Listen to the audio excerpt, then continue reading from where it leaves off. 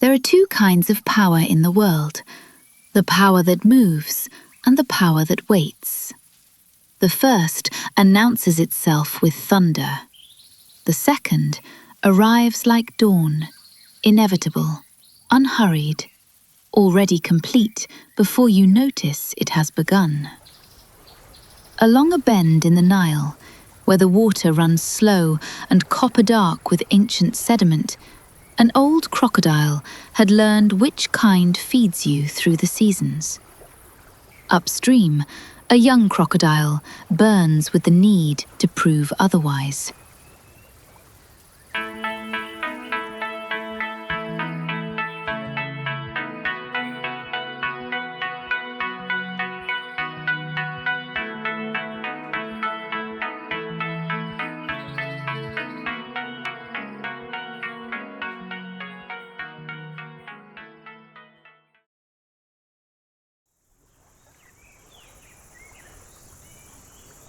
The river remembers everything.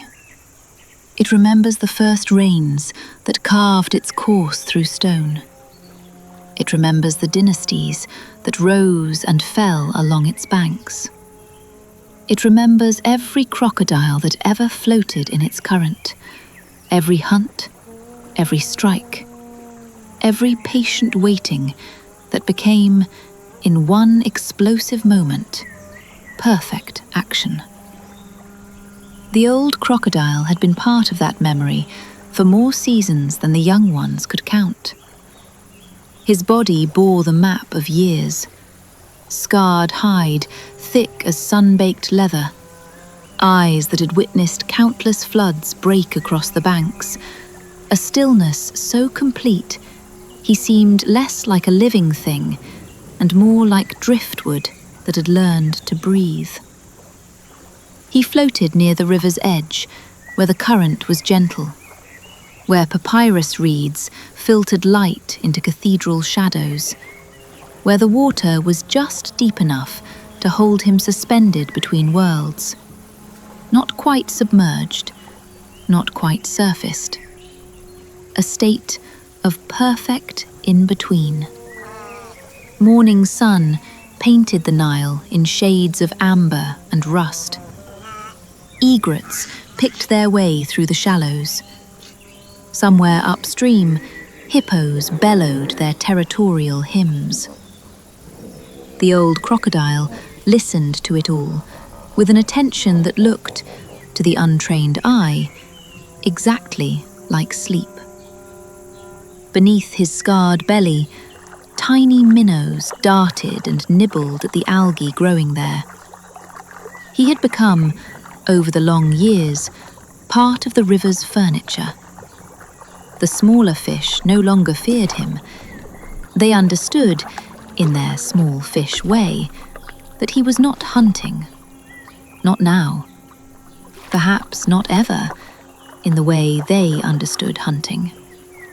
He was simply there, positioned, present, waiting for the world to come to him, as it always did, if you understood the art of waiting. The young crocodile arrived like a thunderstorm, all churning water and urgent purpose. He was in his second full season, newly grown into his power, his body still unmarked by the multiple small lessons that gradually turned confidence into wisdom. His scales gleamed dark green in the morning light, unblemished, perfect. He moved through the water with the kind of energy that hasn't yet learned the cost of constant motion. He had heard stories about the old crocodile, tales passed among the younger ones, embellished with each retelling. The fiercest hunter in all the river bottoms. The one who took down a bull hippo once.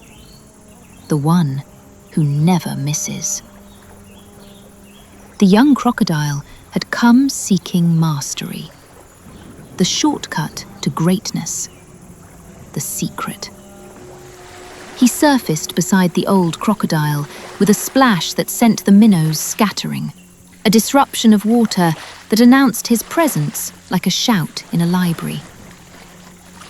"Elder," he said, the word sharp with impatience, barely disguised as respect. "I've heard you're the greatest hunter in all the Nile. Please, teach me your ways." The old crocodile had been dreaming, in his fashion, dreaming of the cool mud at the river bottom, of the way sunlight looked filtered through 10 feet of water, of the slow spiral of sediment in the current. He surfaced from this dream gradually, the way dawn surfaces from night, without haste, without announcement. One reptilian eye opened, gazed at the young crocodile with an expression that might have been compassion, or amusement, or simply the neutral regard of someone who has seen this exact moment play out 100 times before. He said nothing. The eye closed.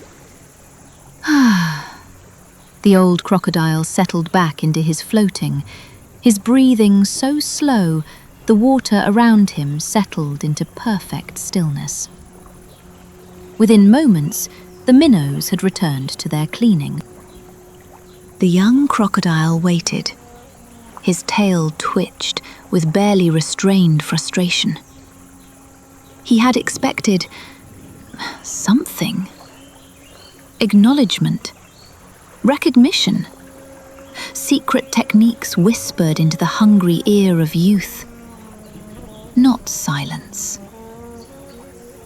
After several long minutes, an eternity to someone who had never learned to be still, the young crocodile felt anger kindle in his chest.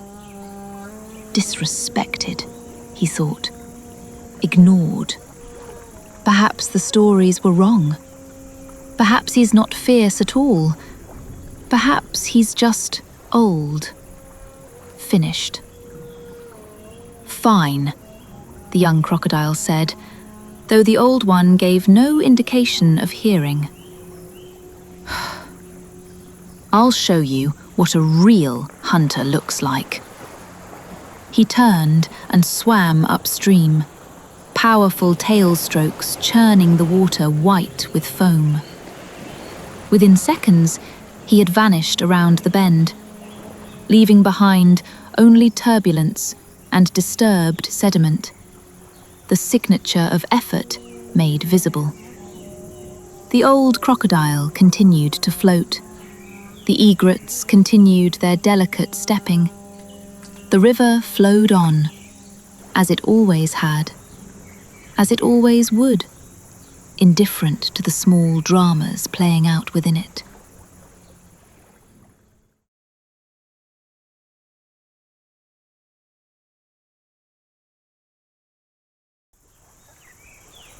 The young crocodile hunted the way youth hunts everything, with spectacular, exhausting enthusiasm.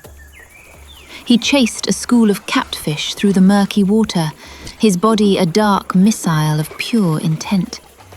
The fish scattered in silver panic. He cornered two against a submerged log, jaws snapping with the kind of speed that comes from desperation disguised as skill. He caught them both, killed them quickly, felt the satisfaction of success warm his blood. "See?" he thought, swimming back downstream with his catch held carefully between his teeth. "This is what hunting looks like. This is what gets you fed." By the time the sun had climbed to its zenith and the heat pressed down like a hand on the river's surface, he returned to where the old crocodile floated, still in the same spot, still motionless, still apparently asleep. The young crocodile surfaced with his two catfish, making sure they were clearly visible, proof of his prowess, evidence of his skill. "Elder," he said, unable to keep the pride from his voice.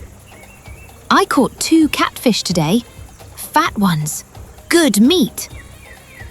He paused, let the implication hang in the air. "What have you caught?" "Nothing." He tilted his head, a gesture that, in a younger creature of his kind, might have seemed innocent, but which carried the weight of challenge. "Perhaps you're not so fierce after all." The old crocodile's eye opened again, that same patient regard, that same expression that might have been kindness, or might have been the way mountains look at rain, acknowledging it, but unmoved by it. He said nothing. The eye closed. Beneath his belly, the minnows continued their cleaning, their tiny mouths making the smallest of ripples against his ancient hide. The young crocodile felt his anger flare hotter. He had hunted, he had succeeded, he had brought proof, and still nothing. No praise, no acknowledgement, no teaching. Just this infuriating, absolute silence. "Fine," he said again, though the word came out sharper this time, edged with something that tasted like humiliation.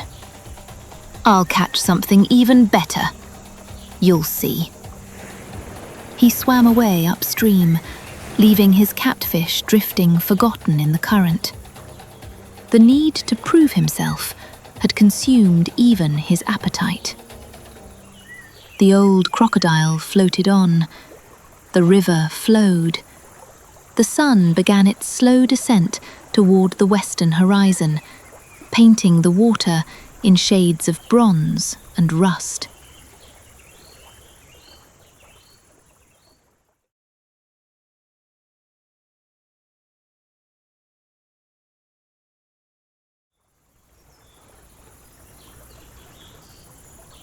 The young crocodile was tired. Not physically. He was still young enough that his body recovered quickly, muscles elastic with youth. But there was another kind of tiredness settling into him, a weariness of spirit that came from trying to prove something to someone who wouldn't look. The afternoon had worn itself thin. He had spent hours thrashing through the river, searching for prey that would be impossible to dismiss. Something impressive. Something that would force the old crocodile to acknowledge him. He found his opportunity where a tributary met the main channel, where the water ran shallow over smooth stones, and wading birds came to hunt the small fish trapped in rocky pools. A grey-crowned crane stood in the shallows, its magnificent golden crest catching the light. It stabbed at the water with its sharp beak, focused entirely on its own hunt, unaware it had become prey.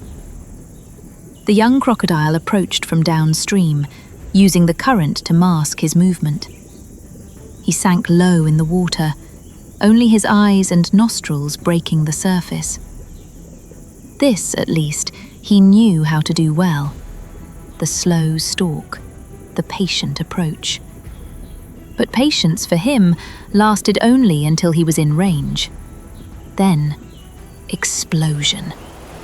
He lunged from the water in a spray of white foam, jaws wide. The crane saw him a heartbeat too late, managed one harsh cry of alarm before his teeth closed around its body. Feathers erupted into the air. The bird struggled, wings beating frantically, but the young crocodile held firm. The kill was quick, professional. He held the crane underwater until its struggles ceased, then surfaced with his prize held high. A trophy, proof, vindication. As the sun lowered toward the horizon, he swam back to where the old crocodile floated.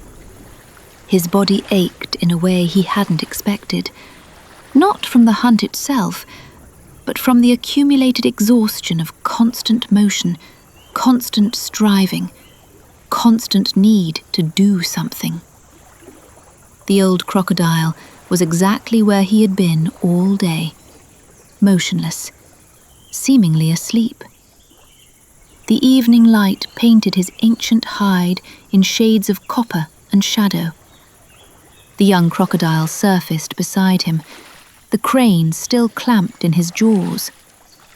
He said nothing at first, just waited, the bird clearly visible, undeniably impressive.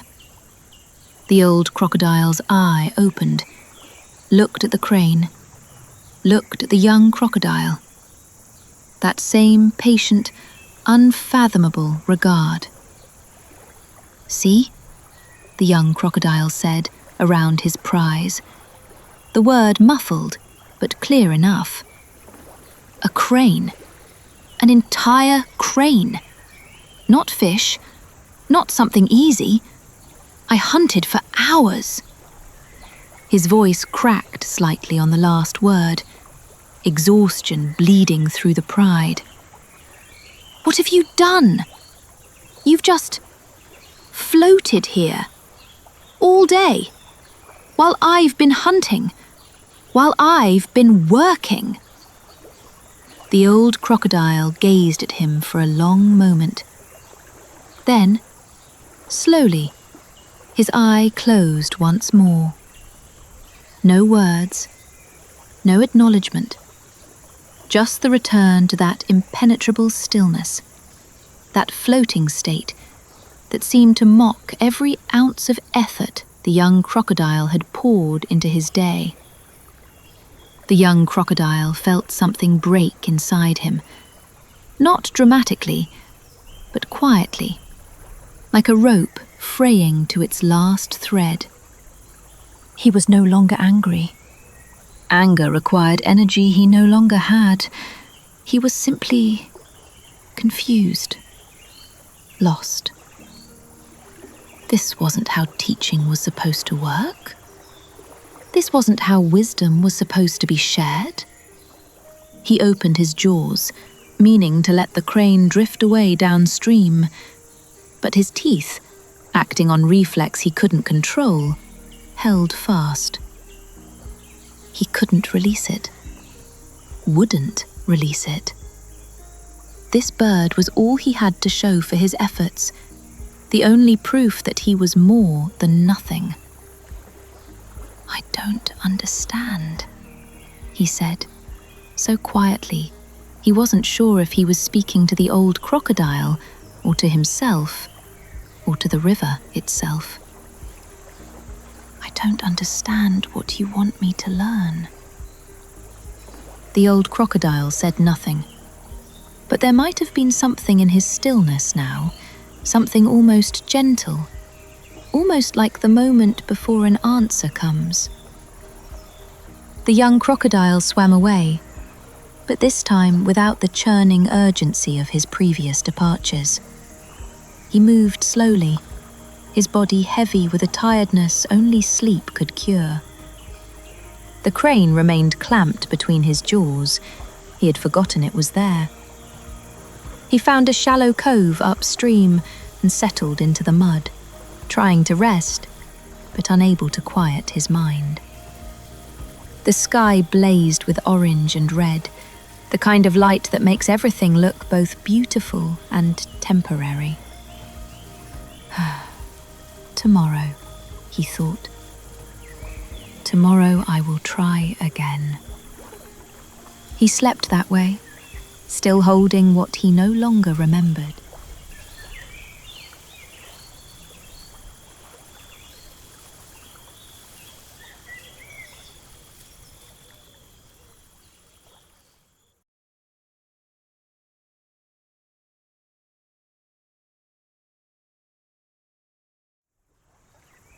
The young crocodile woke with first light, and for a disoriented moment, he wondered why his jaw ached.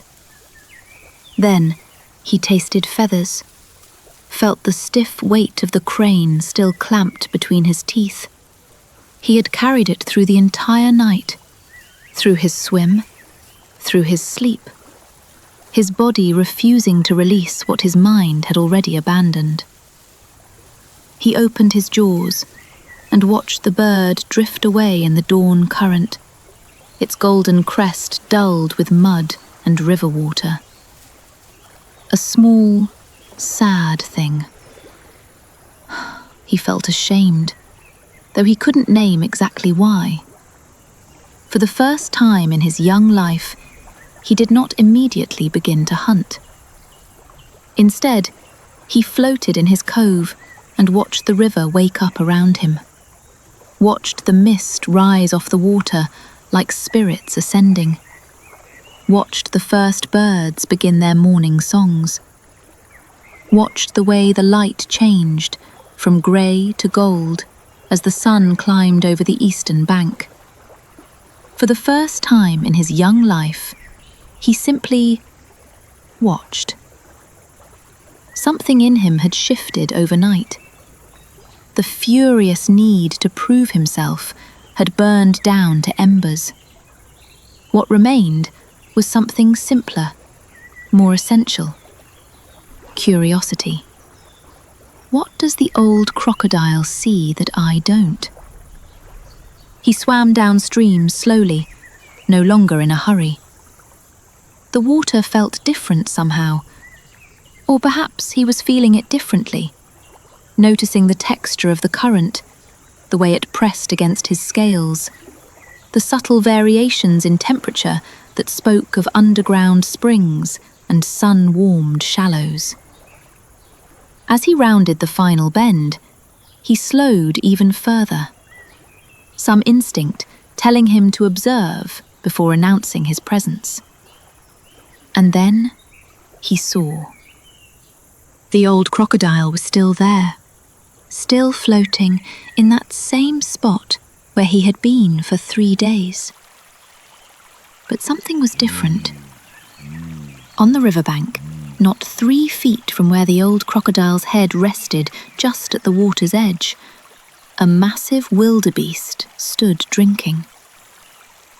The young crocodile froze, his breath catching. The wildebeest was enormous, 500 pounds at least, thick with muscle, its curved horns dark and lethal in the morning light.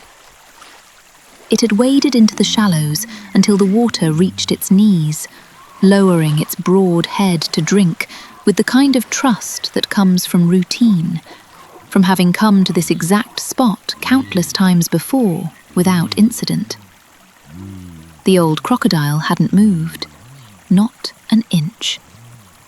He floated there, exactly as he had for days, so still that he seemed part of the landscape, no more threatening than a log or a stone. The minnows still cleaned his belly. His breathing was so slow, so gentle, that the water around him remained glassy and calm. The wildebeest drank, huge gulps, its throat working, vulnerable, focused entirely on slaking its thirst. The young crocodile watched, transfixed, beginning to understand what he was witnessing.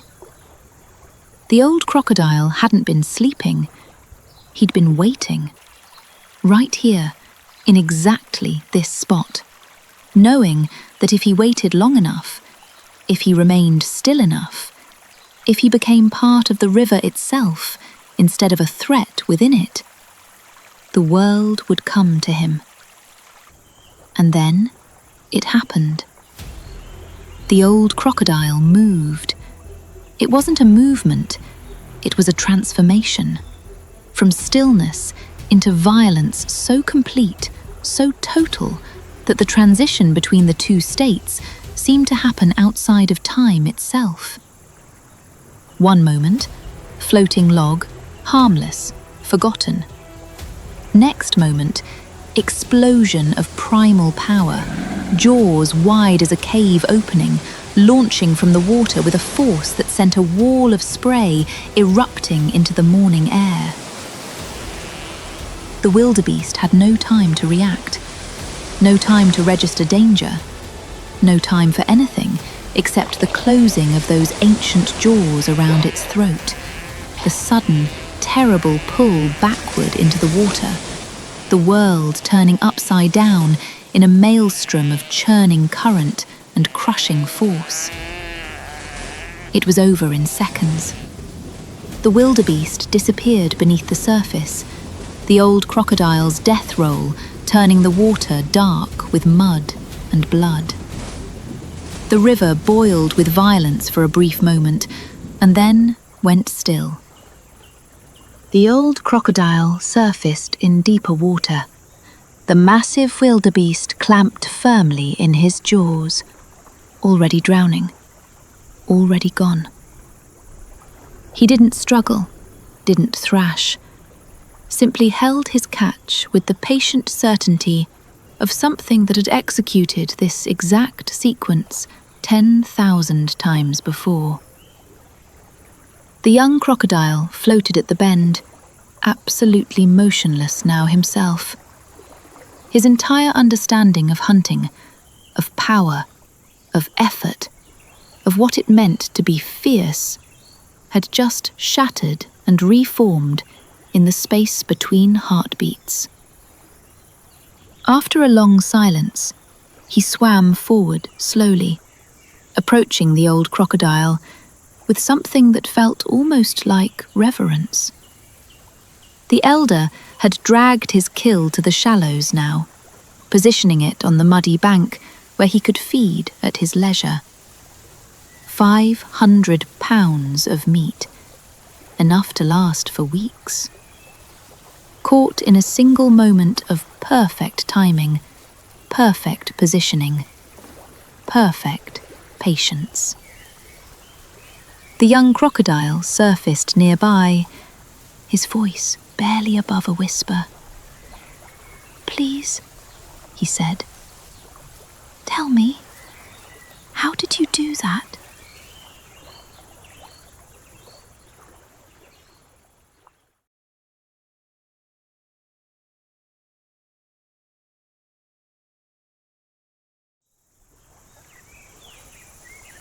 The old crocodile took a bite of wildebeest, his powerful jaws crushing through hide and muscle with the ease of someone breaking the surface of water. He chewed slowly, deliberately, in no particular hurry to answer. The young crocodile waited, but this waiting was different from before. It wasn't the impatient waiting of someone expecting an immediate response. It was the waiting of someone who had just begun to understand that some answers can't be rushed. Finally, the old crocodile spoke. His voice was rough, textured like river stone worn by centuries of current. "I did nothing." The words hung in the morning air. The young crocodile opened his mouth to protest. "But you did something. I saw you. You struck. You caught it." But something made him hesitate, made him pause, made him listen beneath the surface of the words to what was actually being said. The old crocodile took another bite, seemed to consider, then continued. Not because the young one had asked, but because the moment had arrived when the teaching could be received. The wildebeest comes to this spot every morning, has done so for weeks now. I learned this not by chasing, but by watching, by being still enough that the world forgets I'm here and shows me its patterns. He gestured with his snout toward the trampled mud at the water's edge, paths worn by countless visits, the daily routine of a creature that had found a safe place to drink. I positioned myself here 3 days ago. I became part of the river. I let the minnows clean me so I would smell like riverstone and algae, not like predator. I waited. For 3 days? The young crocodile asked, awe creeping into his voice. For as long as it took, the old crocodile corrected gently. The river is patient. It doesn't force its way through the rock. It waits until the rock opens. Everything comes to water eventually, if the water is patient enough. He glanced down at the young crocodile's body, the small scratches from rocks, the aching muscles from constant swimming, the exhaustion that lived in his bones now. You've been hunting for 3 days and caught perhaps 20 pounds of meat. I've been doing nothing for 3 days and caught 500 pounds in a single strike. Which of us has mastered hunting? The young crocodile had no answer. Or rather, he had the answer, but it was rewriting everything he thought he knew. The old crocodile shifted his weight, the wildebeest secure beneath his claws. When you're chasing, you see only what's in front of you. When you're still, you see everything. The patterns, where preys come to drink, where they've always come.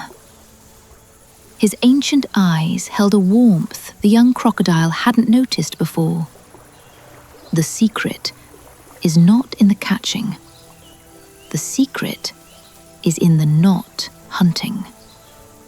The young crocodile looked at the old one's catch, then at his own empty jaws, then back at the elder, seeing him now with entirely new eyes. I wasted 3 days, he said quietly. No, the old crocodile said. You spent 3 days learning. I was young once. I chased fish until I thought my tail would fall off. His eyes grew distant with memory. But one day, I was too exhausted to hunt. So I floated.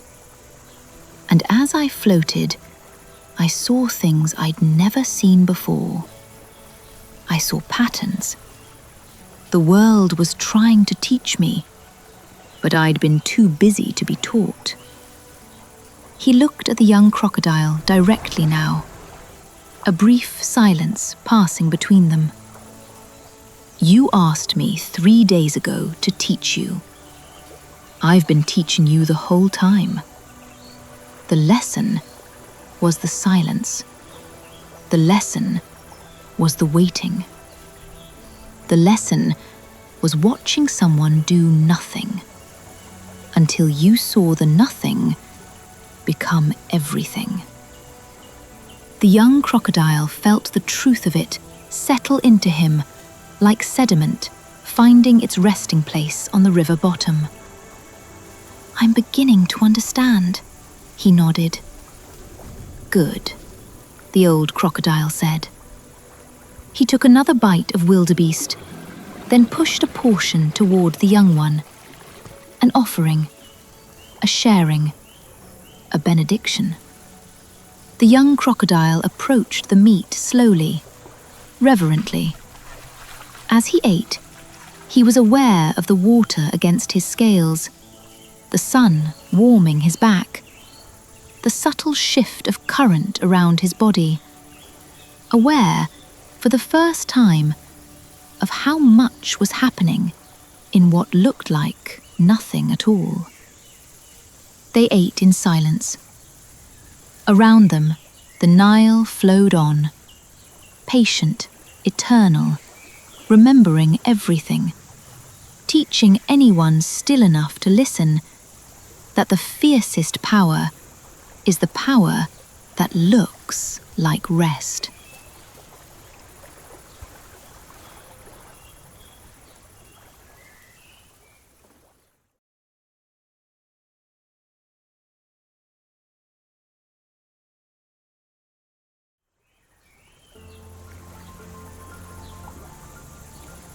In the long memory of the river, there are hunters who chase and hunters who wait.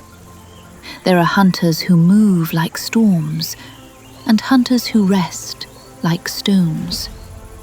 There are hunters who catch enough to survive each day and hunters who catch enough to feed the silence between seasons. The river remembers which ones endure through the dry years. The river remembers which ones become themselves part of its teaching. On a bend where the water runs slow and copper dark with ancient sediment, an old crocodile floats in perfect stillness. Beneath him, minnows clean his belly. Around him, the world turns through its patterns. And somewhere upstream, a young crocodile practices the hardest lesson of all, the lesson of doing absolutely nothing at all, until nothing becomes everything, and waiting becomes wisdom, and stillness becomes the only hunting you'll ever need.